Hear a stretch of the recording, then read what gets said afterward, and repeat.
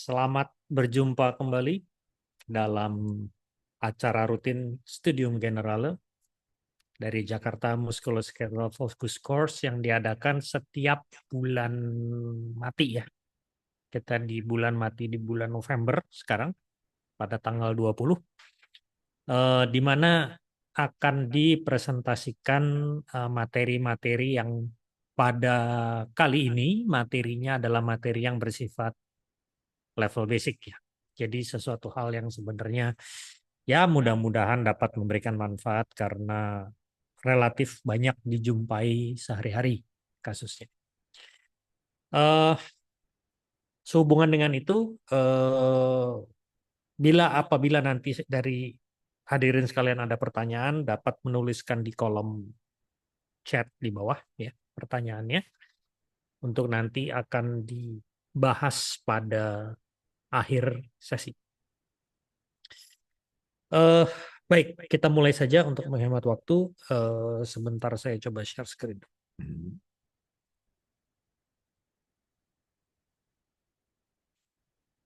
Ini moderatornya adalah Dokter Tarikah. Kelihatannya dia berhalangan hadir karena sedang ulang tahun. Ah, jadi bagi yang kebetulan punya kontaknya, silahkan diucapkan selamat ulang tahun. Ya. Soalnya biasanya kalau lagi ulang tahun, apa slow respon, mungkin karena sibuk menjawab berbagai macam ucapan selamat dari berbagai penjuru dunia. Baik, mungkin share screen-nya ada di sini. Mohon dicek.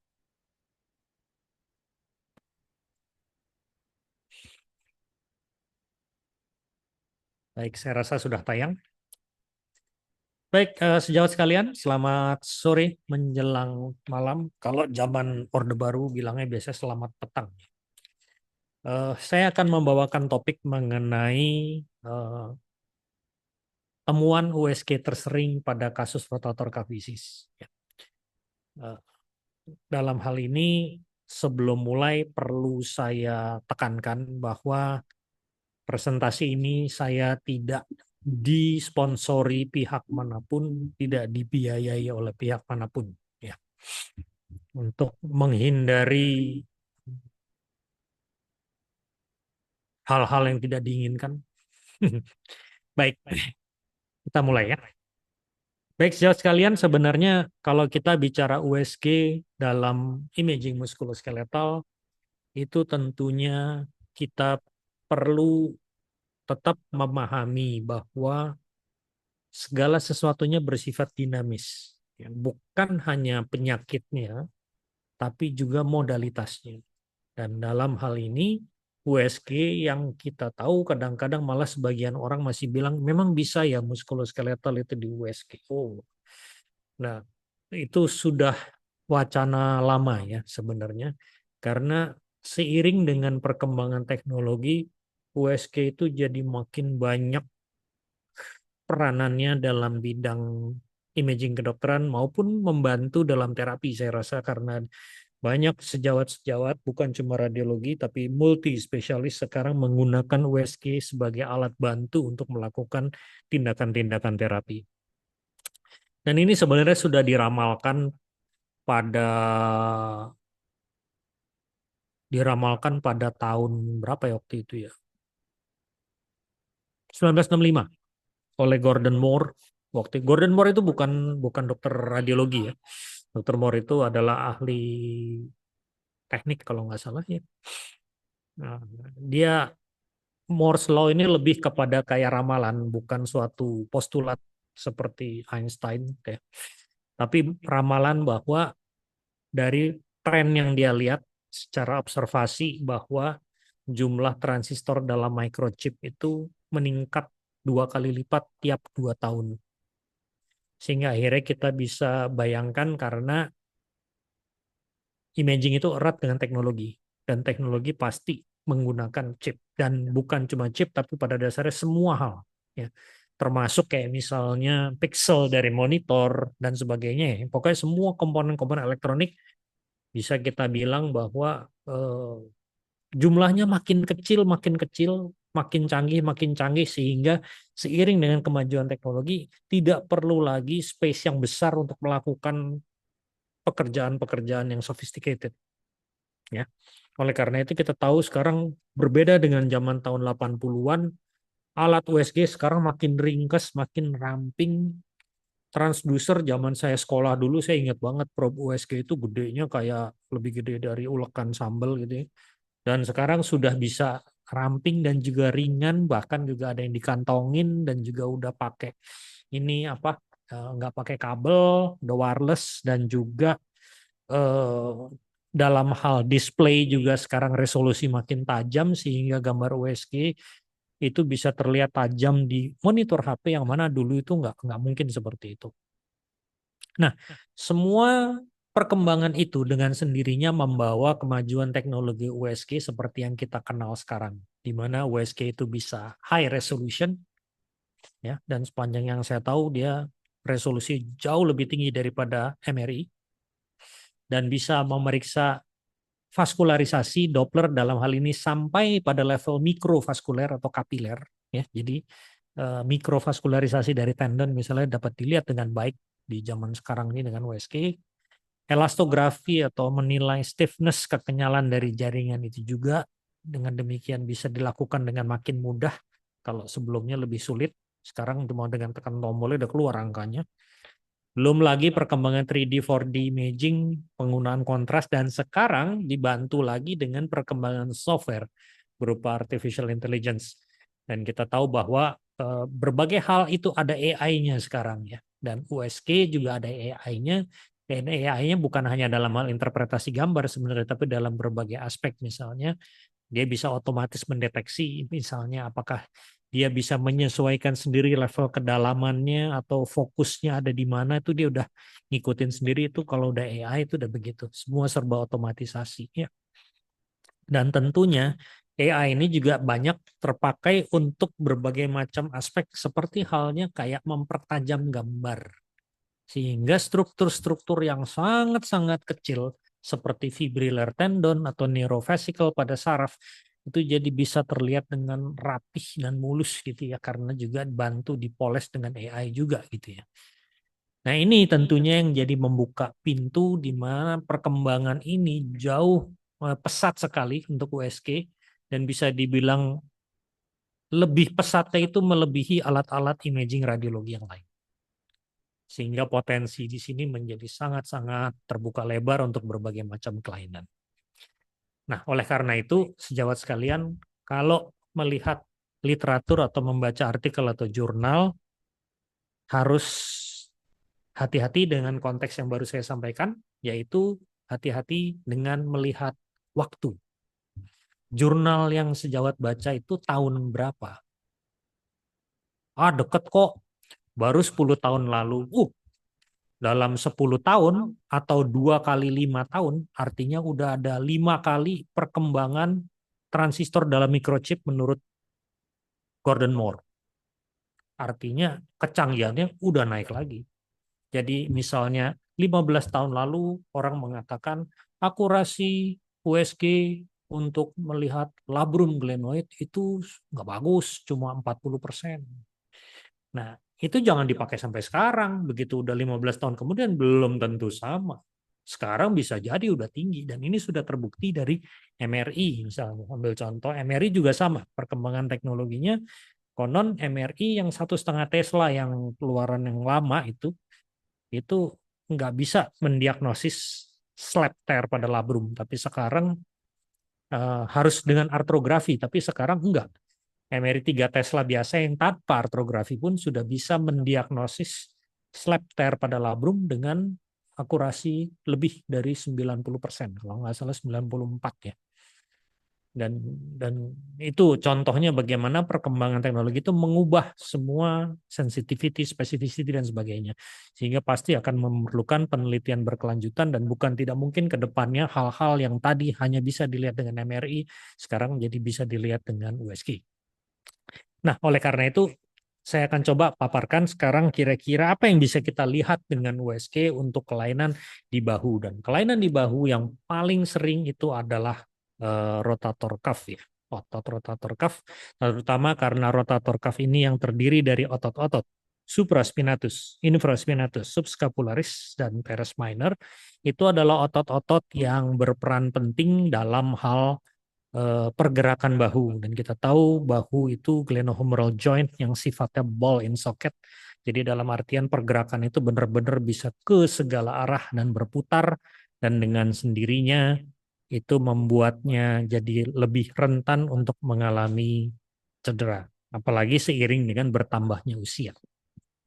Nah, dalam konteks ini otot-otot rotator cuff itu peranannya sangat besar dalam menjaga stabilitas dari glenohumeral supaya tidak subluxasi, selain tentunya stabilisator statik seperti ligamen dan labrum, tapi stabilisator dinamik adalah otot-otot ini. Nah, oleh karena itu kasusnya banyak. Problem yang melibatkan otot-otot rotator cuff ini, khususnya tendon, itu banyak. Ya, biasanya umur 30-40 ke atas itu udah mulai banyak. Ya. Overuse biasanya atau karena aktivitas sehari-hari, yang mana banyak problemnya itu terutamanya adalah terjadi di daerah tendon, ya, karena tendon itu bisa dibilang struktur yang relatifly lebih kurang vaskularisasinya dibanding bagian otot yang lain. Nah, karena dia kurang vaskularisasi, artinya dia lebih rentan untuk mengalami kerusakan dan lebih rentan untuk lebih sulit untuk healing. Ya. Dan itu yang membuatnya menjadi penting. Nah, tentunya dalam jangka waktu lama akan bisa terjadi perubahan-perubahan pada tendon seiring dengan aktivitas, repetitive stress, usia, belum lagi faktor komorbid lain seperti penyakit diabetes dan lain-lain juga bisa berpengaruh, di mana kita akan melihat perubahan pada otot rotator cuff yang disebut tendinopati. Tentu bisa juga terjadi robekan baik komplit atau parsial, dan tentu begitu dia sudah bermasalah biasanya akan berakibat jadi penurunan dari activity dan juga pengecilan atau atrofi dari muscle belly sehingga terjadi atrofi otot. Selain itu struktur di sekitarnya juga bisa bermasalah, ya. Seperti struktur bursa misalnya juga dapat mengalami problem. Nah, oleh karena itu dalam presentasi saya pada sore hari ini, saya akan bagi dua mengenai rotator cuff-nya sendiri, dan yang kedua adalah mengenai kelainan yang sering menyertai rotator cuff, ya, disease. Nah, kalau kita bicara perubahan pada tendon, tentu biasanya yang istilah general yang digunakan adalah tendinopati. Istilah pati pada dasarnya kan tidak spesifik, ya. Artinya kelainan apapun ya pokoknya namanya pati. Mau bagaimanapun robek tidak robek pati sebenarnya. Ya, tapi sebenarnya secara konsensus atau rahasia umum kali ya, bahwa tendinopati pada tendon itu lebih dimaksudkan pada perubahan-perubahan yang terjadi pada tendon yang bersifat perubahan degeneratif. Dan degeneratifnya terjadi utamanya adalah sebagai respon dari chronic overuse, penggunaan yang berlebihan dalam jangka waktu yang panjang. Nah, apa yang terjadi kalau kita bandingkan dengan gambar ini antara tendon yang sehat dengan tendon yang bermasalah, yaitu bahwa pada dasarnya ada penurunan tenosit, ya, dan produksi dari kolagen type 2. Pada dasarnya penggunaan berlebihan dan terus-menerus akan menyebabkan micro injury di dalam tendon, dan micro injury itu kemudian diperbaiki dengan produksi type 3 kolagen itu, ya. Type 3 kolagen ini yang bersifat seperti tambalan, ya. Eh, Tambalan ini akan menyebabkan, biasanya dia fungsinya dia kayak semacam plester lah kalau luka tuh bisa dibilang. Sampai kemudian dilakukan perbaikan dan kemudian setelah udah sembuh maka dia akan ganti lagi oleh kolagen type 1. Ya, aslinya kan kolagen type 1 semuanya gitu ya. Nah, masalahnya adalah karena kemudian stresnya itu berulang. Karena ini chronic overuse kan konsepnya. Jadi habis menyembuh dipakai lagi, micro injury lagi, perbaikan lagi, diperbaiki lagi, micro injury lagi, diperbaiki lagi, dan seterusnya dan seterusnya. Sehingga lama-lama perubahan atau injury yang terjadi itu melebihi kemampuan kolagen type 1 untuk menggantikan type 3. Sehingga yang terjadi adalah type 3-nya jadi akumulasi, lama-lama makin banyak makin banyak. Dan tentu type 3 ini punya kelemahan. yaitu dia bukan type 1 asli dalam artian dia jadi tidak sefleksibel itu dan dia lebih mudah mengalami cedera juga karena dia kan pada dasarnya tambelan sementara ya, plester itu tambelan sementara gitu ya, bukan yang aslinya gitu ya. Sehingga oleh karena itu perubahan-perubahan tendinopati ini membuatnya jadi makin rentan untuk mengalami cedera betulan gitu ya. Dan di sini kita akan melihat akumulasi type 3 kolagen ini akan menyebabkan degenerasi di intratendon dan fiber-fiber jadi disoriented karena banyak microinjury, fibrosis, type 3 kolagen itu membuat strukturnya menjadi berantakan dan bukan struktur fibriler tendon yang normal lagi dan dengan sendirinya fungsinya sudah tidak bisa berfungsi lagi seperti tendon yang biasa menerima berbagai macam beban gitu ya. Oleh karena itu pasiennya seringkali kalau mengalami problem seperti ini, dia mengatakan, saya nggak jatuh, nggak apa-apa loh dok. Saya aktivitas biasa aja. Setiap hari juga saya ngangkat-ngangkat koper, kok tiba-tiba sekarang cedera gitu ya. Biasanya jadi bukan disebabkan oleh suatu trauma yang yang signifikan, yang terasa yang ini, tapi lebih kepada daily activity yang berulang over time. Nah, tentunya ada faktor-faktor lain juga yang berpengaruh. Menurut penelitian, bisa ada obesitas, riwayat keluarga, ya, usia, selain itu macam-macam ya, lack of recovery atau ergonomis tempat kerja nih, yang biasanya tuh banyak orang-orang zaman sekarang kerjanya banyakkan duduk gitu ya dalam jangka waktu lama, itu juga bisa ya, macam-macam lah pokoknya. Nah, tentunya kadang-kadang yang saya ceritakan tadi proses terjadinya itu adalah proses yang belum menimbulkan gejala. Oleh karena itu biasanya orang-orang yang punya tendinopati itu belum tentu ada keluhan. Ya, biasanya nggak apa-apa, biasanya padahal jangan-jangan kalau dia diperiksa sebenarnya udah 10 tahun terakhir udah ada tendinopati sebenarnya. Cuma kemudian baru bermasalahnya atau robeknya, tearnya baru sekarang gitu ya. Jadi ada proses di sini kita lihat tahapan di mana dia masih asimptomatik tapi prosesnya sebenarnya sudah ada dan tahapan di mana yang sudah simptomatik di mana berujung biasanya pada disrupsi dari tendon. Nah, seperti apa gambaran yang tendinopati itu? Kira-kira kita melihat gambaran normal yang atau setidaknya yang relatif normal ya, seperti yang kita lihat itu adalah gambaran yang ada di gambar yang sebelah kiri ini. Kita bisa lihat di situ ada struktur-struktur fibriler tendon yang berupa serat-serat yang bersifat paralel ya. Ini adalah yang normal. Kenapa saya bilang hampir normal? Karena sebenarnya nggak normal-normal banget sih. Karena kalau kita lihat di bagian yang ditunjuk oleh panah putih itu ada bagian yang fibernya udah agak belok ya. Dan strukturnya juga kayak agak lebih hipoekoik atau lebih gelap sedikit. Itu sudah mulai ada kerusakan-kerusakan kecil sebenarnya di situ. Tapi tentunya masih sifatnya asimptomatik gitu ya. Tapi sebenarnya mungkin sudah ada mild tendinopati di situ ya. Nah, yang sebelah kanan itu adalah yang sudah memang lebih manifest lagi, yang sudah sampai sedemikian banyaknya akumulasi kolagen type 3 dan juga mungkin intratendinous fibrosis yang sampai menyebabkan bukan hanya distorsi dari fiber-fiber tendonnya, tetapi juga kita lihat di sini menyebabkan penambahan volume sampai seolah kayak bengkak lah istilahnya tendonnya.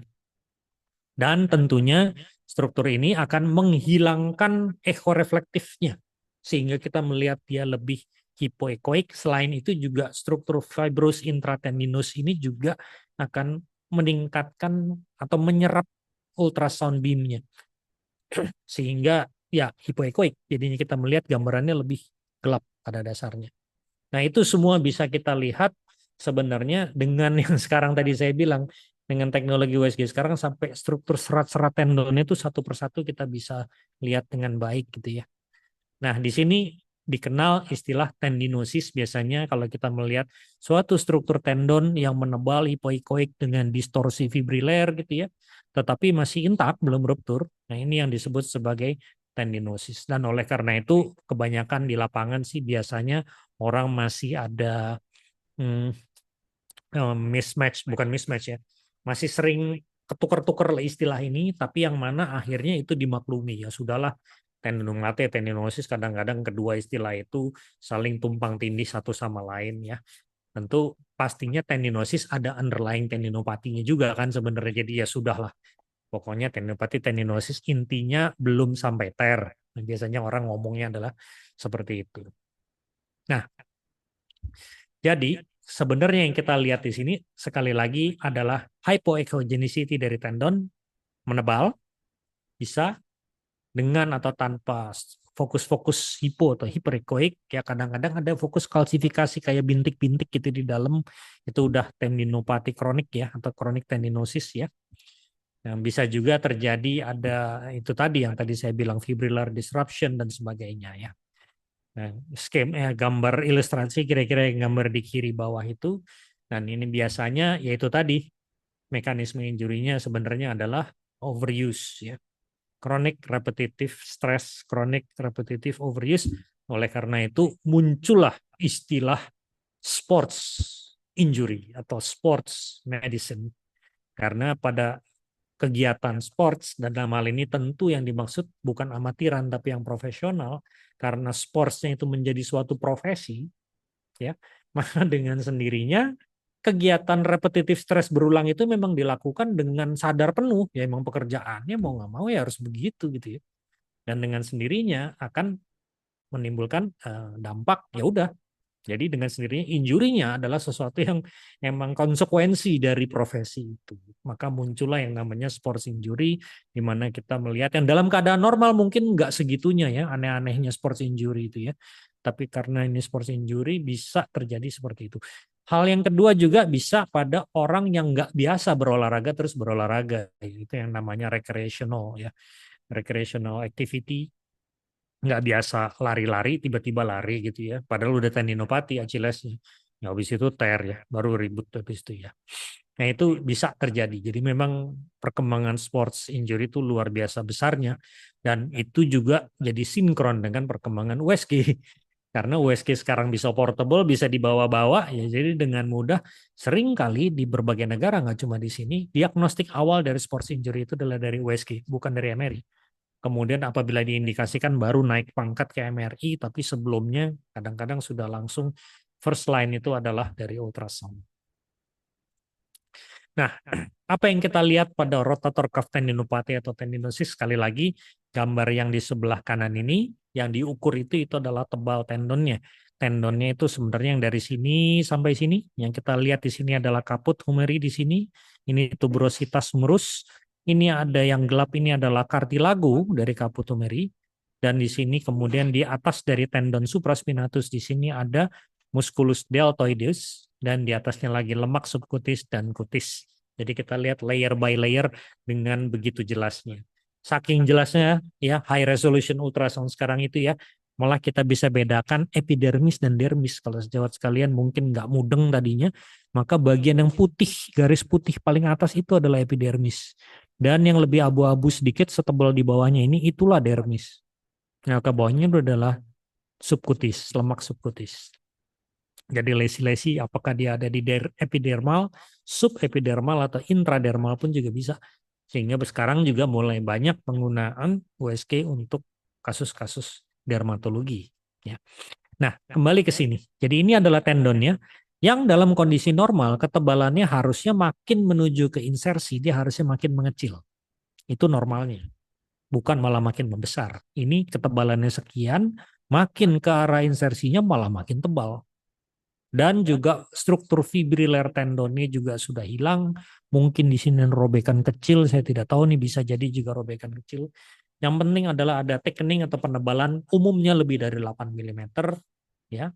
Edema, swelling tentunya bisa dilakukan dengan membandingkan tendon di kontralateral bahu dengan catatan bahu kontralateralnya normal ya. Kalau kelainannya bilateral lain cerita. Ya. Dan terlihat hipoekoik yang bersifat heterogen, tidak homogen. Ya. Karena itu tadi, proses kolagen type 3 tadi, dan fibrosis intratendinous itu tadi. Ya, ini contoh yang lain yang saya lihat di sini, yang kita lihat di sini, yang di sini kita tarik ultrasoundnya lebih ke arah belakang, ini potongan memanjang, sama seperti yang tadi, tapi yang tadi lebih ke depan. Kalau kita lebih ke belakang, kita lihat di sini ada pantulan tulang akromion di sini, ini humerus, ini tuberositas, ini adalah tendonnya. Dan kita lihat bagaimana tendonnya itu hipoekoik heterogen, fiber-fiber tendonnya udah hilang, tapi dia masih terlihat melengkung, permukaannya rata, tapi tebal. Ya. Dan bahkan tebalnya ini kita bisa lihat seolah-olah nih kalau di tulang akromionnya ini sampai setebal ini tulangnya, maka kita lihat kayaknya ketebalan tendon ini melebihi space yang ada di antara kedua tulang akromion dan humerus itu ya. Dan dia kalau dia abduksi bisa jadi ini nanti akan kejepit nih yang disebut sebagai subacromial impingement. Nah, tentu tidak semua kasus nyeri seperti tendinosis ini adalah seperti ini. Pada kebanyakan kasus juga bukan tidak mungkin bahkan cukup sering, yaitu yang ditemukan adalah kalsifikasi. Ya. Ini sebenarnya patofisiologinya belum diketahui dengan pasti. Masih ada beberapa patofisiologi yang unknown. Ya. Tapi setidaknya ada yang bilang juga karena imbalance dari metabolisme kalsium yang terjadi deposit pada hydroxyapatite deposition disease. Tapi juga ada yang mengatakan bahwa ini akibat dari microinjury yang kemudian jadi terjadi deposit atau timbunan kalsifikasi di daerah bekas injury-nya tersebut. Ya, macam-macam. Nah, jadi kita bisa melihat karena kalsifikasi ini suatu yang sangat ekoreflektif. Ekoreflektif ini membuat dia jadi mudah kita lihat di mana lokasi ekoreflektif itu berada karena dia lebih dense ya, sehingga ultrasound beam itu kepantul semua. Maka kita bisa melihat dengan jelas bahwa dia berada di dalam tendon ya. Ini ada dua kasus berbeda antara sebelah kiri dan sebelah kanan ya. Kita bisa lihat ada daerah yang sangat ekoreflektif di dalam tendon. Nah, yang sebelah kiri kalau kita lihat sangat dense segitunya sampai dia ultrasound beam tidak bisa menembus sehingga bagian posteriornya atau bagian profundanya itu lebih gelap, nggak ada signal. Ini yang disebut sebagai posterior acoustic shadowing. Mirip seperti kasus batu ginjal, sama ya. Batu ginjal pun juga bisa memberikan gitu tentunya ya. Nah, tetapi kita perlu ingat sekali lagi yang tadi saya sebutkan di awal presentasi bahwa penyakit itu adalah dinamis sifatnya. Jadi kita selalu harus ingat itu ya. Di dunia ini, di dunia fana ini, tidak ada segala sesuatu yang statis. Semua dinamis. Makanya saya juga bilang ke PPD saya, misalnya ibarat kata kita mau daftar sekolah gitu ya, mau daftar di universitas, masa iya suruh ngasih pas foto, kasih foto zaman SMP kan nggak mungkin ya. Kan muka kita juga dinamis, berubah terus gitu ya. Tadinya belum bekumis, terus bekumis. Bekumis, kumisnya hilang sebelah. Gitu ya. Pokoknya segala sesuatunya itu dinamis. Demikian juga penyakit. Tidak mungkin begitu-begitu aja. Dan dengan sendirinya, kalau kita bicara kalsifikasi pada tendinopati, itu juga sama. Klasifikasi itu tidak selalu dan seperti itu tergantung usianya. Oleh karena itu emang ada stage dari kalsifikasi ya, pre-calcific stage ya, ada resorptive phase gitu ya, ada 3 atau 4 fase ingin saya. Dan tentunya pada saat dia mulai diresorpsi, kalsifikasi itu jadi tidak begitu dense lagi. Dense-nya agak berkurang dengan sendirinya, shadowing-nya agak berkurang. Dan ini yang saya perlihatkan di gambar yang sebelah kanan yang ditunjuk panah itu. Kalsifikasinya itu ada, tapi shadowing-nya kan tidak seheboh yang gambar yang sebelah kiri. Yang kemungkinan itu udah mulai menipis kalsifikasi, yang udah mulai diresorpsi pelan-pelan, sehingga kita bisa tidak melihat lagi yang terlalu banyak shadow seperti yang gambar yang pertama. Nah itu tentunya bisa terjadi. Kalsifikasi ini bisa lama hitungannya, hitungan bulan, bisa kadang sampai 6 bulan lebih gitu ya. Dan kita tahu orang Indonesia penyakitnya adalah menunda pengobatan, biasanya nggak langsung berobat, tunggu sekian lama. Jadi bukan tidak mungkin kita akan menemukan kalsifikasi tendinopati dengan kalsifikasi yang dalam fase yang sudah mulai resorptif seperti ini. Nah, tentunya begitu overuse injury-nya masih dilakukan terus. Dengan sendirinya bisa terjadi akan integritas tendonnya lama-lama nggak kuat karena dia kan tadi strukturnya udah bukan struktur tendon normal, sehingga dia akan mengalami robekan. Dan robekan itu dikenal ada istilah robekan full thickness, robekan partial thickness, atau robekan yang intrasubstance atau di dalam tendonnya. Kadang-kadang ada yang menggolongkan intersubstance ini sebagai bagian dari partial thickness ya, tapi kayaknya sih mungkin agak-agak kurang tepat ya. Nah, kenapa istilah ini digunakan kok repot-repot sekali? Nah, sebenarnya ini sebelum USG dipakai untuk muskuloskeletal, ini banyak disebut-sebut dalam MRI. Dulu sebelum MRI banyak dipakai untuk muskuloskeletal, kasus-kasus shoulder begini dilakukan artroskopi.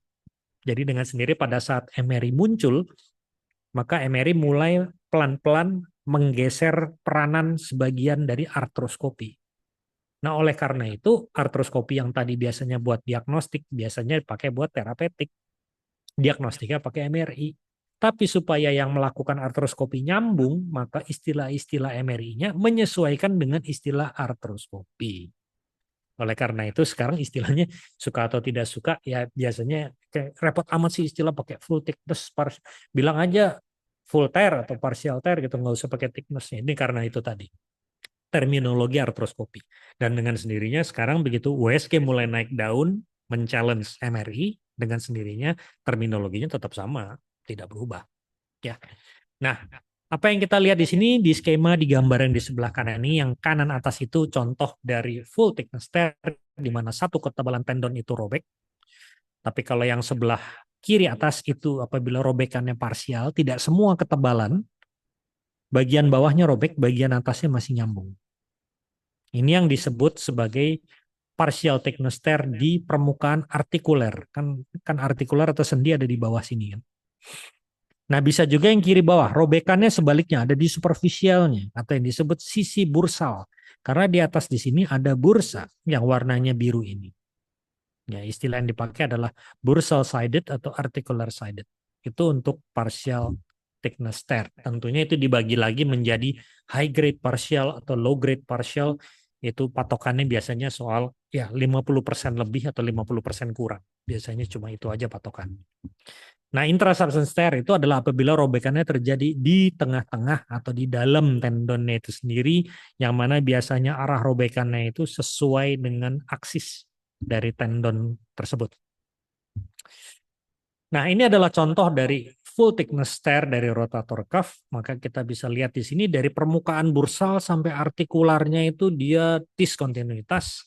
Kita akan melihat struktur anekoik karena dia akan biasa terisi oleh cairan atau kadang dia hipoekoik kalau isinya hematom ya, unsur perdarahan tentunya bisa ya.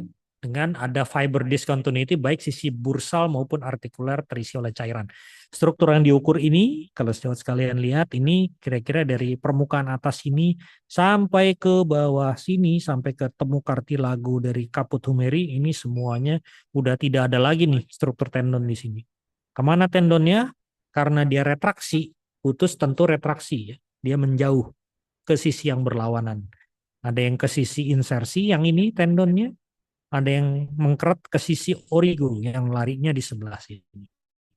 Ya, sehingga dengan sendirinya kita bisa ukur tuh ya untuk menentukan seberapa jauh nih robekannya.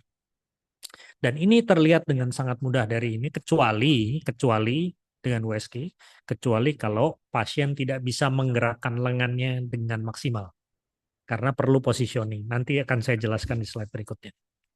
Nah, ini adalah contoh robekan yang full thickness secara ultrasonografi. Nah, tentunya robekan ini bisa terjadi kronik tentunya yang seperti tadi kita bahas bahwa pasien biasanya sering menunda pengobatan ya. Kadang-kadang juga kita melihat sebenarnya robek terus kemudian ada upaya perbaikan sedikit tapi dia nggak gitu berhasil atau mungkin perbaikannya separuh-separuh gitu sehingga kita melihat seolah-olah tendonnya menipis gitu ya. Tapi yang lebih penting adalah bahwa dengan robek full thickness itu maka integritas tendonnya hilang. Jadi dengan sendirinya kalau kita asumsikan itu seperti tali yang tadinya kenceng terus tiba-tiba putus gitu ya. Artinya apa? Di daerah putusnya itu tiba-tiba ada loss of volume dengan sendirinya loss of convex contour dari superficial surface dari tendon. Tadi yang saya jelaskan di pars tendinosis bahwa permukaan superficial tendon itu harus cembung ya, melengkung, kurvatura membulat, bagus rata. Ya, demikian juga pada bidang short axis-nya atau penampangnya membulat kayak pisang, gitu ya. Tapi begitu dia ada robekan, maka di bagian yang robek itu membulat tiba-tiba hilang dan menjadi cekung di sini karena volumenya hilang karena dengan tendonnya itu ruptur dan dia menjauh satu sama lain, maka gap itu nggak ada volumenya, nggak ada isinya, sehingga fasianya dan struktur lain di atasnya jadi turun ke bawah, jadi seperti ada konveknya jadi hilang dari tendon itu. Ini adalah tanda yang penting untuk mengidentifikasi full thickness tear dari rotator cuff. Ya. Karena seringkali yang tadi saya bilang, orang Indonesia kalau berobat menunda pengobatan, jadi pada kondisi yang kronik, full thickness tear itu cairannya biasanya udah keserap. Jadi kita nggak menemukan banyak struktur anekoik. Ya, maka kadang udah hipoekoik kayak campur dengan fibrosis barangkali juga ya. Jadi kita nggak melihat struktur itu dengan begitu jelas gitu ya. Nah, dengan sendirinya mengidentifikasi kontur atau permukaan tendon yang hilang konveksitasnya itu membantu untuk mengidentifikasi bahwa ini adalah full thickness. Karena partial thickness tidak memberikan perubahan ini. Pada partial thickness masih ada bagian yang nyambung. Jadi integritas tendonnya itu secara keseluruhan belum hilang-hilang betul. Jadi masih tidak memberikan gambaran seperti ini. Nah, tentunya juga pada kondisi lain yang bisa membantu adalah kita melihat seolah tendonnya menipis atau kadang-kadang di daerah perlekatan dia pada tulang itu korteksnya irregular, itu sebenarnya karena kronik overuse tadi ya. Karena daerah daerah tendon attachment itu jadi menyesuaikan diri, memperkuat diri dengan bikin tulang baru di situ karena dia sering dapat traksi dari tendonnya ya. Itu merupakan tanda dari chronic overuse sebenarnya. Ya. Cartilage interface sign ini sebenarnya adalah istilah tadi. Begitu tendon itu robek dari permukaan bursal sampai artikular, maka kartilago di permukaan caput humer ini tadinya nggak expose, tadinya dia ketutupan oleh tendon. Tapi karena tendonnya ruptur total, hilang semua full thickness, maka kita bisa melihat permukaan tendon ini langsung ketemu dengan cairan ini yang ada di gap dari repernya. Jadi interface cartilage maksudnya permukaan cartilage ini. Jadi kita bisa melihat permukaan cartilage itu. Karena tadinya enggak, dia ketempelan sama tendon, jadi enggak kelihatan garis cartilage itu. Nah, itu untuk yang full thickness. Bagaimana dengan yang partial thickness? Tentu partial thickness ini tadi bila diskontinuitasnya salah satu sisi entah bisa artikular atau sisi bursal, discontinuity ya kadang juga kita bisa lihat volume loss, tapi ini contohnya pada gambar yang ini kita lihat dia ada diskontinuitas anechoic, tendonnya hilang, ada sepotong di sini, tapi di bagian superficialnya kita bisa melihat ada tendon yang nyebrang ya. Berarti ini masih partial thickness. Dan partial thickness-nya terjadi di sisi bawah, sisi profunda yang disebut sisi artikuler tadi. Ini adalah contoh dari articular sided ya, articular side atau sisi artikular tear partial thickness dari supraspinatus. Mungkin kalau kita asumsikan tebalnya segini, ini kelihatannya robeknya ini tebalnya lebih dari 50% ya. Jadi kita bisa bilang ini kemungkinan adalah high grade partial thickness tear dari tendon supraspinatus sisi artikular. Seperti yang ada pada gambar. Nah, ini adalah contoh yang lain yang disebut sebagai tear yang intrasubstance. Tear yang intrasubstance itu yang robekan yang di dalam, dan kita bisa lihat di sini. Ini tendonnya masih ada volumenya, meskipun agak tebal sedikit. Permukaannya masih melengkung, bagus, tidak ada loss of convexity. Ekonya hipoekoik heterogen dengan distorsi dari fiber-fiber tendonnya. Dan kita lihat ada bagian dalamnya yang lebih anechoic, memanjang sesuai aksis. Dan ini yang disebut sebagai intrasubstance tear, ya, intrasubstance tear dari tendon. Jadi dia robeknya di dalam gitu ya, nggak di mana-mana.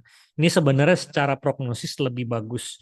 Kemungkinan sembuhnya masih lebih mending lah daripada yang lain ya, daripada yang permukaan. Asalkan intrasubstance ini tidak kemudian robekannya ngerembet ke permukaan, baik bursal ataupun artikuler. Kalau udah gitu udah repot gitu ya. Nah, tentunya begitu sudah terjadi tear, maka kemudian yang terjadi adalah otot itu jadi tidak berfungsi, dan begitu otot itu tidak berfungsi, maka akan terjadi atrofi. Dan atrofi itu diperlihatkan dari muscle belly-nya yang akan mengecil. Dan biasanya kalau udah seperti ini, udah susah baliknya lagi meskipun dioperasi. Kalau udah atrofi, biasanya udah nggak bagus, nggak akan sembuhnya, nggak, kemungkinan balik normal itu bisa dibilang sangat-sangat kecil. Nah, seberapa yang kita katakan atrofi sebenarnya ini juga bisa diidentifikasi dengan ultrasound. Tapi sebelumnya saya perlihatkan gambaran MRI-nya dulu yang di sebelah kiri bawah. Itu yang paling kiri itu adalah penampang lintang dari muscle belly supraspinatus pada level scapula. Kita lihat tulang ini adalah tulang huruf Y scapula, scapular Y, seperti yang kita lihat dari arah lateral. Maka kita lihat penampang dari supraspinatus yang warna kuning ini. Garis merah itu adalah garis imajiner yang menghubungkan antara processus coracoideus dengan spina scapula. Dan karena ini motong tangensial, maka istilahnya disebut tangensign. Tangensign yaitu bahwa dalam keadaan normal, garis imajinernya ada di situ, dan ototnya harusnya melewati garis itu. Pada keadaan atrofi, seperti gambar yang tengah, atrofi muscle belly-nya kisut, sehingga ototnya itu ada di bawah dari garis tersebut. Nah, itu jadi patokan untuk mengatakan adanya atrofi. Dan tentu kita bisa menerapkan hal yang sama di ultrasound karena kita bisa taruh probe-nya pada daerah lebih ke proksimal dari bahu untuk mendapatkan gambaran penampang seperti di MRI ini. Maka ini adalah prosesus coracoid tulangnya, ini adalah spina scapula, garis imaginere bisa kita bilang adalah yang di sini. Dan kita lihat di sini muscle belly-nya sudah ada di bawah sini ya. Harusnya kan dia sampai ke atas sini nongolnya, tapi ini enggak, ini udah di bawahnya. Dan juga ototnya akan lebih reflektif. Ya. Lebih reflektif. Karena apa? Karena ya interface-nya jadi makin banyak karena dia disisupi oleh jaringan lemak di intramuscle belly-nya. Ini analoginya seperti kalau kita melihat makan steak gitu ya. Kalau kita makan steak yang masih mentah itu kita lihat kan ada bagian yang merah, ada bagian yang putih. Makin banyak merahnya itu makin bagus.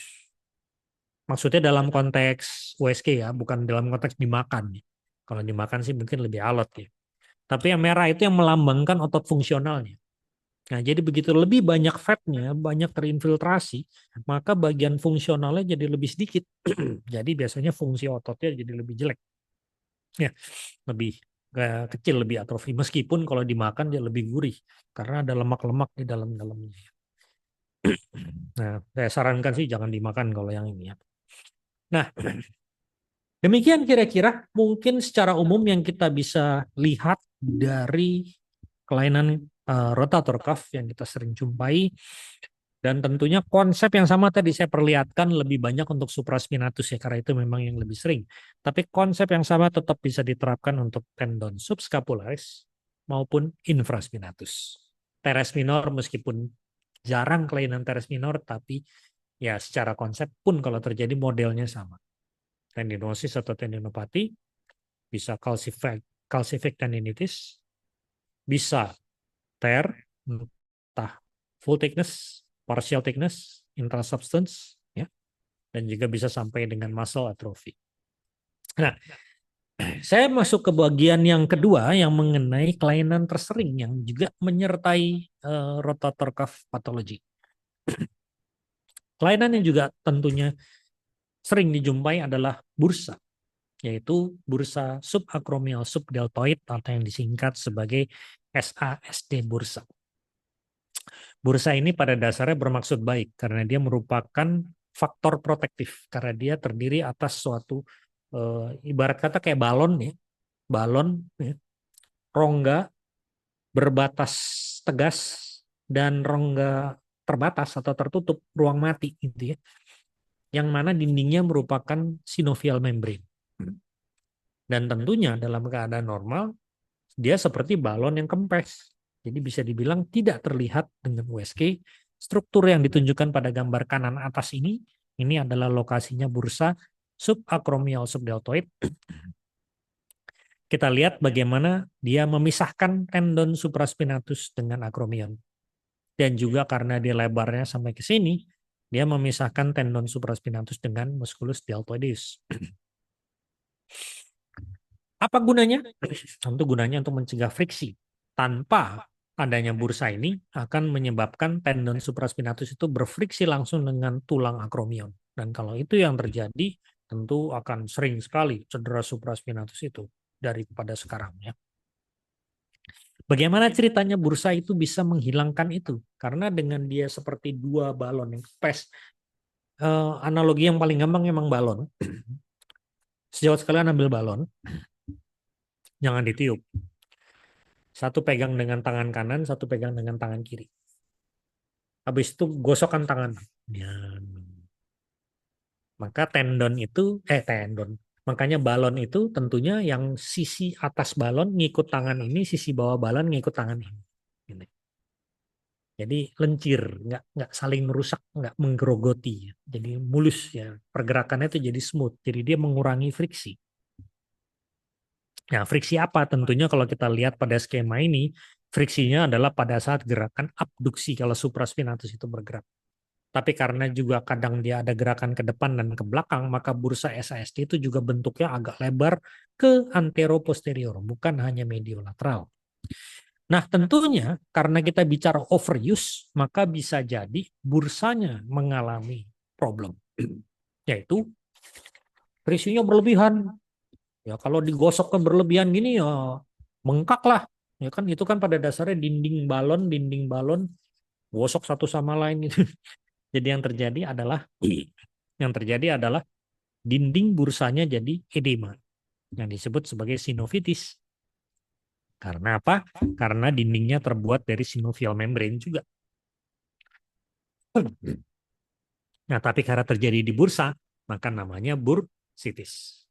Ya.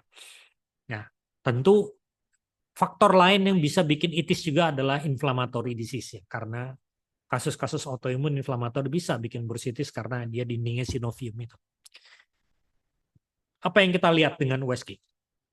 Tadi, dinding bursanya yang warna biru ini menebal bisa lebih dari 2 mm dan juga terlihat hipoekoik dan kalau kita Doppler dia kelihatan flow-nya meningkat di daerah tersebut. Ya. Dan juga tentunya sebagai dampak sampingan akibat friksi yang berlebihan itu akan terjadi fluid collection, ya, akumulasi cairan di dalam rongga bursanya. Dan rongga bursa itu fluid collection-nya bisa banyak kadang-kadang.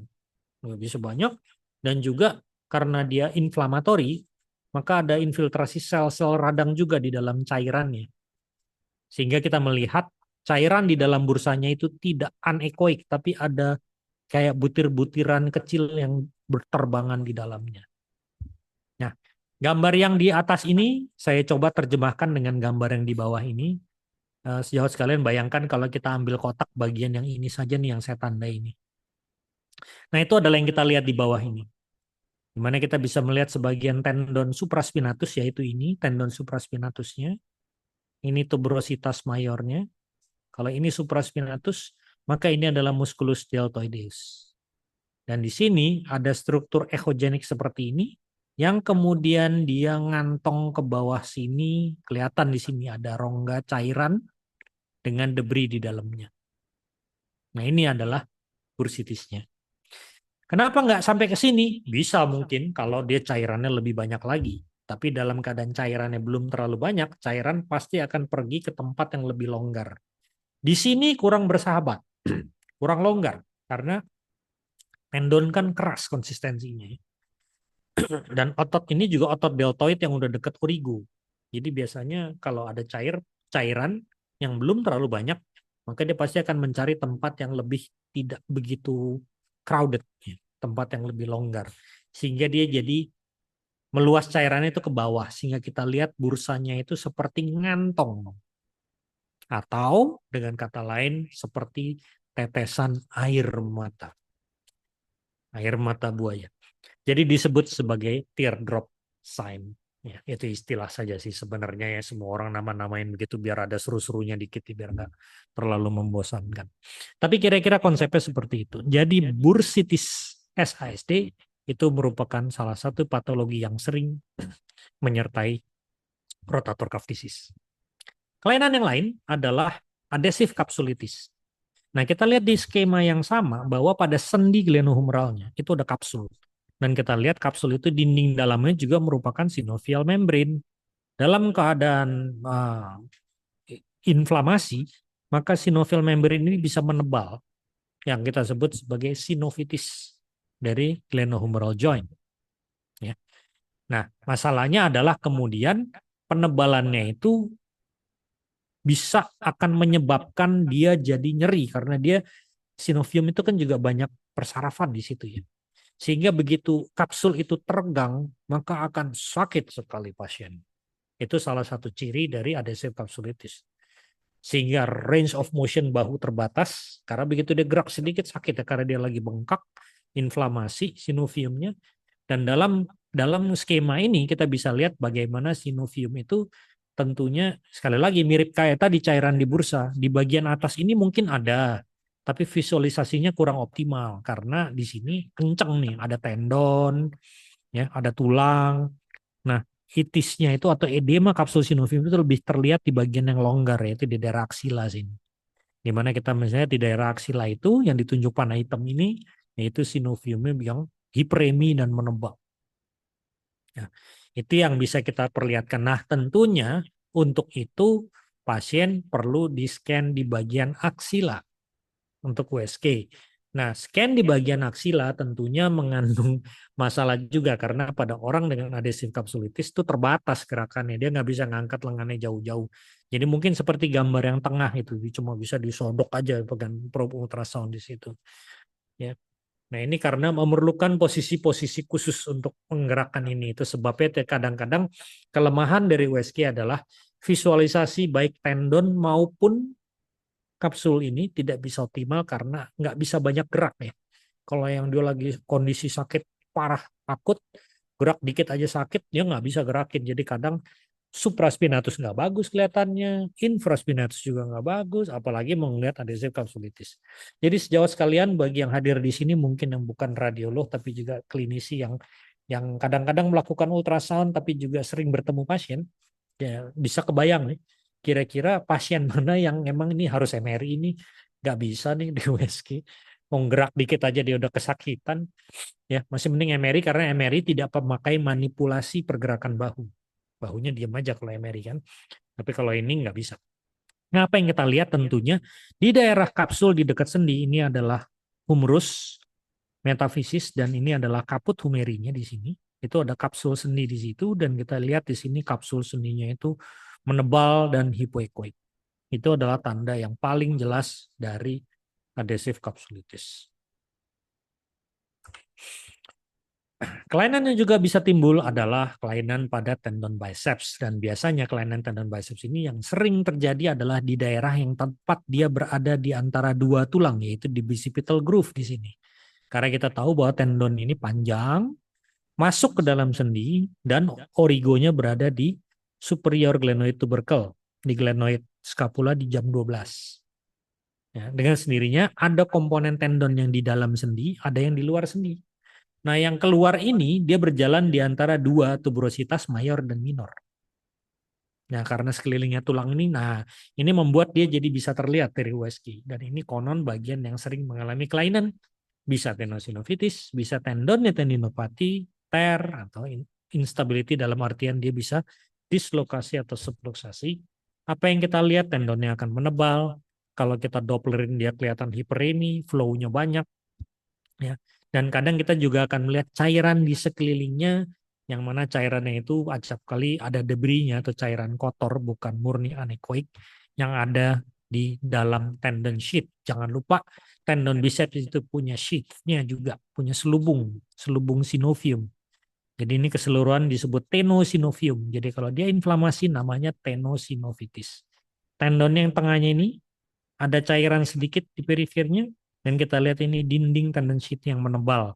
Pada potongan memanjang kita lihat ini tendonnya, dan kita lihat ini anekoik cairannya, dan kita lihat di sini ada dinding dari tendon sheath yang menebal atau edema. Ini adalah contoh dari tenosinovitis. Dan ini adalah contoh yang gambar yang lain juga, di mana kita bisa lihat di sini ada tendon ya, yang kemudian agak keluar dari bicipital groove, subluxasi geser. Tapi juga kita lihat di sini ada cairan dengan debris yang panah biru dan juga ada dinding yang menebal irreguler yang panah putih. Ya.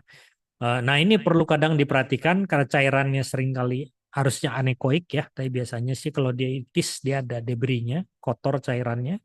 Tapi kadang kita juga dalam kondisi normal bisa melihat cairan sedikit di situ.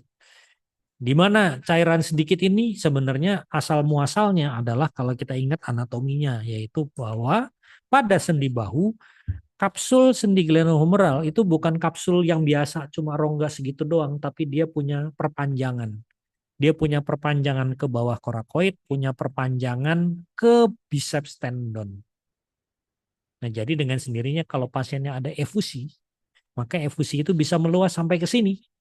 Oleh karena itu, dalam diagnostik tenosinovitis eh, biceps tendon itu harus diperhatikan, jangan mengandalkan hanya ada cairan, tapi juga harus melihat adanya penebalan dari tendon sheath ya. Itu sebenarnya yang utamanya.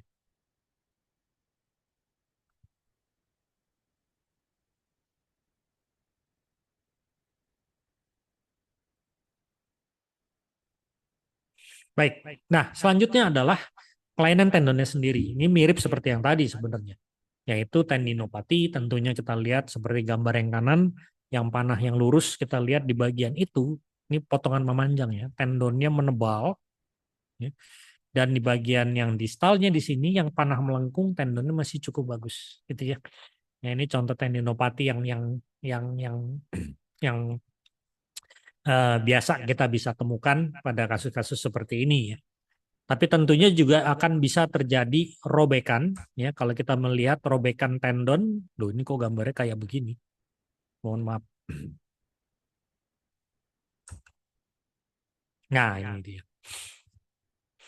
Nah, robekan pada tendon, maka tentunya kalau kita melihat dia robek, maka dengan sendirinya bicipital groove itu kosong.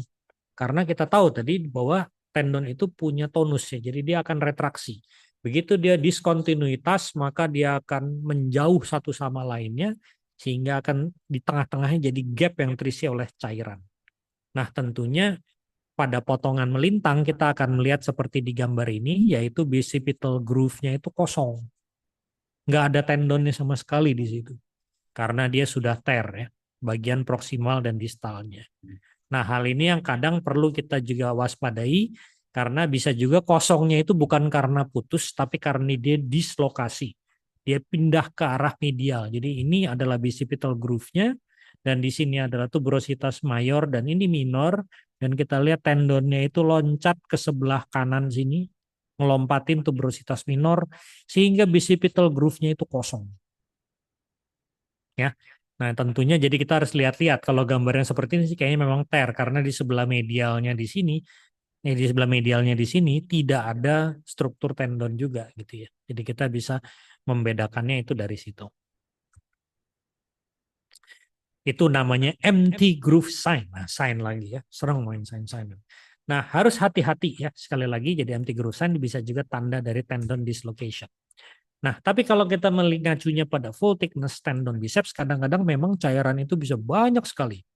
Seperti contoh pada gambar ini, cairan seperti kista, ya, kayak banyak gede sekali. Dan kalau kita bikin penampang memanjangnya, ini kita ambil memanjang yang sebelah kiri untuk bagian proksimal, yang kanan bagian distalnya. Kita lihat bagaimana di sini ada sisa-sisa tendon bagian proksimal dari yang putus, dan ini adalah bagian yang distal dari yang putus. Dan kita lihat gapnya itu lumayan ya, dan dia terisi banyak cairan, dan dia sangat swelling, dan kadang-kadang kita juga bisa melihatnya ada echo reflektif di dalamnya, itu debris tadi yang saya bilang ya, karena dia banyak butir-butiran itu ya. Nah, ini kadang-kadang yang bisa kita temukan kalau dia ada ruptur tendon biceps. Nah, yang terakhir adalah AC joint pathology. AC joint pathology tentunya kita bisa lihat bahwa AC joint ini sebenarnya struktur yang sangat kuat. Ya, tentunya kalau tapi karena lokasinya yang di permukaan, maka pada kondisi trauma, apalagi direct trauma itu bisa mengalami injury. Meskipun sih kebanyakan injury-injury yang lain adalah berupa OA ya, berupa degeneratif OA. Nah, tentunya kalau OA ya gambarannya seperti yang kita lihat di gambar sebelah ini, ya pada prinsipnya adalah kita melihat bahwa akromion dan klavikula itu pada posisi yang sama tingginya, dan kita lihat kapsulnya itu lurus, kapsul sendinya. Ya. Nah, berbeda dengan kalau udah kelainan, seperti contoh yang di bawah ini yang udah degeneratif, antara klavikula dan akromion tidak sama tingginya, dan kita lihat di sini kapsulnya jendul, ya, menebal. Ya. Bagaimana dengan ultrasound? Tentu dalam kondisi yang relatif normal seperti gambar yang kanan atas, Maka kita akan melihat yang ditunjuk panah itu adalah kapsul sendinya, akromion dan klavikula hampir sama tinggi, dan kita bisa melihat kadang-kadang ada echo reflektif dari permukaan kartilago karena dia adalah synovial joint juga. Nah, tapi yang kalau yang bawah itu adalah yang kelainan, di mana kita melihat ada formasi osteofit di sini, ya. Dan juga kita bisa melihat di sini akromion dan klavikulanya tidak sama tinggi. Kita lihat klavikulnya lebih tinggi daripada akromion, dan kita lihat di sini kapsul sendinya seperti kayak distensi karena kemungkinan karena ada joint effusion di dalamnya, ya. Dan itu yang bisa kita diagnosis tentunya, apalagi kalau ada patologi lain seperti robekan atau kerusakan-kerusakan yang menyebabkan dislokasi atau pergeseran ya. Tapi biasanya kalau dislokasi AC joint sih udah kelihatan secara klinis dan X-ray, nggak perlu ultrasound. Nah, yang paling sering dijumpai di ultrasound adalah degeneratif osteoartritis, penyempitan seperti gambaran kanan atas juga tuh kita lihat. Beda levelingnya, artinya ada subluxasi, osteofit marginal, kapsulnya distensi, ya. Kita lihat dia sudah menebal tuh, ya. Dan ini gambar yang di bawah adalah contoh yang lain, yang mana pada kasus ini sebenarnya agak berbeda, yang disebut sebagai Geyser sign. Jadi dia ada cairan di bursa yang bisa keluar masuk karena ada robekan pada ligamen dari AC joint ya. Di bawah dia kan ada bursa SASD ini. Nah itu cairannya itu bisa keluar dari sini ke permukaan sini ya. Ini adalah contoh yang seperti itu. Jadi ini ada kayak semacam rongga cairan dengan debris di dalamnya, dan pada Doppler kita lihat bisa meningkat flow-nya di perifernya. Demikian sejawat sekalian yang bisa saya presentasikan pada petang hari ini. Ini adalah referensi yang saya gunakan. Banyak sekali referensi-referensi baru, dan yang kadang yang menarik juga untuk kita lihat adalah referensi nomor satu itu yang saya baca. Ya, sangat menarik karena dia punya mengevaluasi perjalanan USG muskuloskeletal dari zaman tahun 80-an sampai sekarang, termasuk juga kemampuan USG yang terkini yang bisa di, kita lihat sampai sekarang ini. Demikian sejauh sekalian, mungkin Anda yang ingin bertanya, saya persilahkan. Kayaknya chatroomnya sih kosong. Mudah-mudahan tidak terlalu melenek. Ini materinya memang pasti sangat banyak. Ya, kadang-kadang karena checklist various kelainan di bahu juga sangat banyak. Oleh karena itu saya juga tidak akan mungkin bahas untuk semuanya, terlalu overwhelmed nanti ya. Saya mudah-mudahan dari yang waktu 1 jam ini cukup untuk memberikan pencerahan kepada sejawat sekalian mengenai bagaimana USG sekarang ini makin populer, dan khususnya adalah di negara-negara seperti Indonesia. Kalau di negara-negara maju, bahkan kemarin di tempat saya juga ada presentasi mengenai photon counting CT. Ya boleh-boleh aja sih, cuma itu kayaknya jenis-jenis pemeriksaan yang mahal seperti itu ujung-ujungnya adalah pemeriksaan yang ada di langit ketujuh. Kayaknya kita nggak akan apa ya, nggak aplikatif gitu loh. Pada kenyataannya juga nggak banyak. Jadi yang justru kita pengen tahu adalah bagaimana pemeriksaan yang memang kenyataannya di lapangan kita ada dan bisa banyak dilakukan. Nah itu sejauh mana performance dia seiring dengan perkembangan teknologi yang ada sekarang. Ya, nah, akan sangat menarik tentunya, apalagi sekarang udah mulai menerapkan AI. Saya perhatikan udah beberapa vendor dari Korea dan Cina, tentunya banyak produsen yang dari Cina itu juga sudah otomatis memasukkan AI dalam dalam software USG-nya. Jadi dia diharapkan bisa membantu untuk dalam hal deteksi ya, utamanya, deteksi kelainan. Demikian sejauh sekalian, terima kasih banyak sekali lagi atas ada pertanyaan satu. Baik, saya tanggapi dulu satu ya. Untuk pasien-pasien dengan asimptomatik tendinopati yang kita temukan dari hasil USG, apakah ada saran intervensi yang diberikan untuk mencegah agar pasien tidak sampai simptomatik? Wah, berat ya. Ya, eh,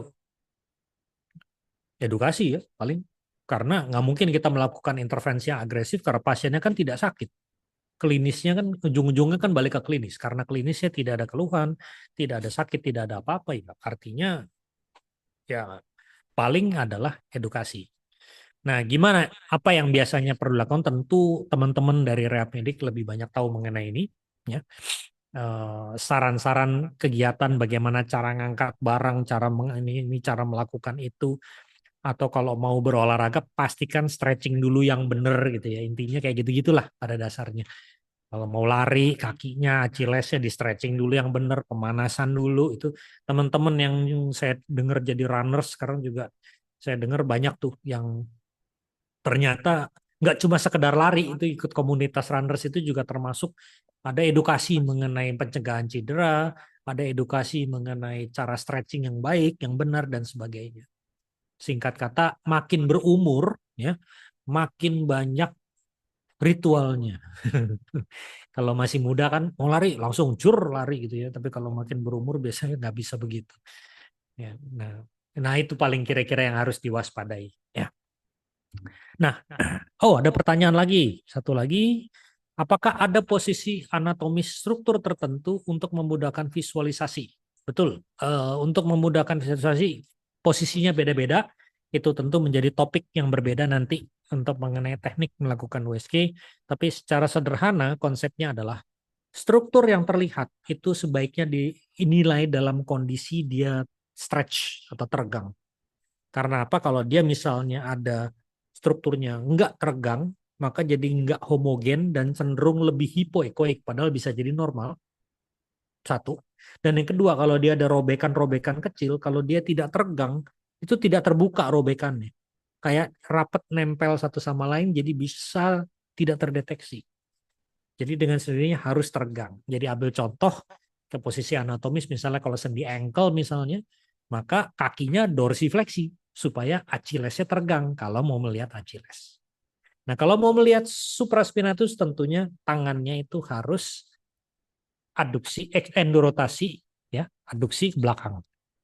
Nah, maka kita akan melihat dia akan teregang di situ.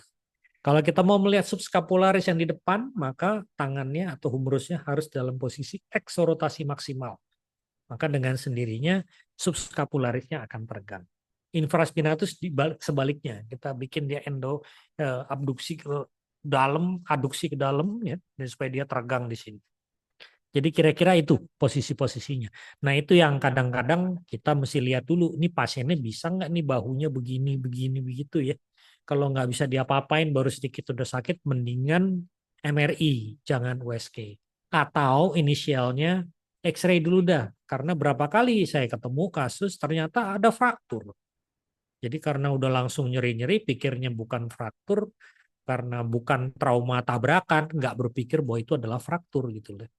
Saya berapa kali, seumur-umur udah 3 kali pasien USG, rotator cuff disease, kok nyerinya nggak wajar gitu digerakin nih, kita udah sakit. Saya suruh foto dulu dan ternyata memang ada fraktur kolum humerus. Jadi memang tetap X-ray awal itu tidak boleh ditinggalkan. Demikian, saya rasa mudah-mudahan menjawab pertanyaan. Terima kasih dan satu lagi deh, ini yang terakhir ya. Ada satu lagi dari Dr. Dini, izin bertanya apabila ada kondisi tendinosis dengan intrasubstance tear, apakah kita langsung sebutkan tearnya atau bisa tendinosis dengan tear, dokter? Tendinosis dengan tear. Tendinosis dengan tear. Ya, jadi kita bisa melihat bahwa itu adalah satu rangkaian dan yang kedua tearnya wajib tetap disebutkan untuk meningkatkan awareness dari pasiennya bahwa kalau tidak ditangani dengan baik gerakan-gerakan boleh dan tidak boleh dilakukan itu dilanggar, maka bisa jadi tearnya itu akan meluas menjadi entah partial thickness atau full thickness. Ya, jadi tetap harus di-highlight itu, tapi tendinosisnya yang menjadi underlying juga tetap harus disebutkan. Demikian kira-kira sejawat sekalian yang bisa saya sampaikan. Semoga memberikan manfaat bagi sejawat sekalian.